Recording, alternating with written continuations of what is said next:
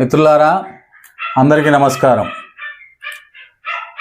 ప్రహరీ గోడపై ఇల్లు నిర్మాణం జరిగితే ఏ పద్ధతిలో మనకు దోషాన్ని చూపిస్తుందో ఆ విషయాన్ని మీకు తెలియజేయడానికి ప్రయత్నిస్తున్నాను.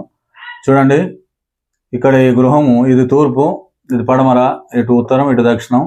ఈ ప్రధాన గృహము ముందు రోడ్డు కొంచెం వాలి, ఆ తర్వాత ఇంకా ఉత్తరం వైపు ఇది ఏదైతే గృహం ముంగట ఉందో ఇతని స్థలం ఈ పద్ధతిలో ఉంది. అది రోడ్డు ఇలా ఉంది, అది ఇది ఇలా వాలిపోతుంది, అంటే ముంగడికి వెళ్తుంది అటు.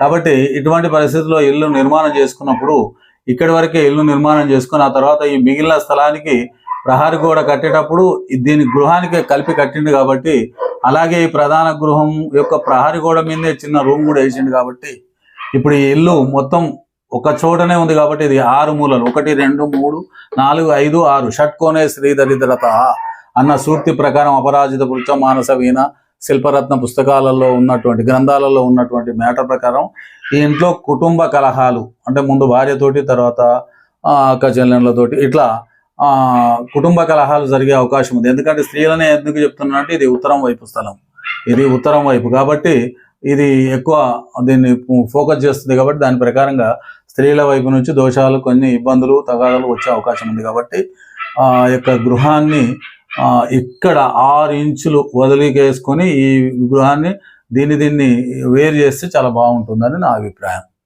అందరికీ నమస్తే.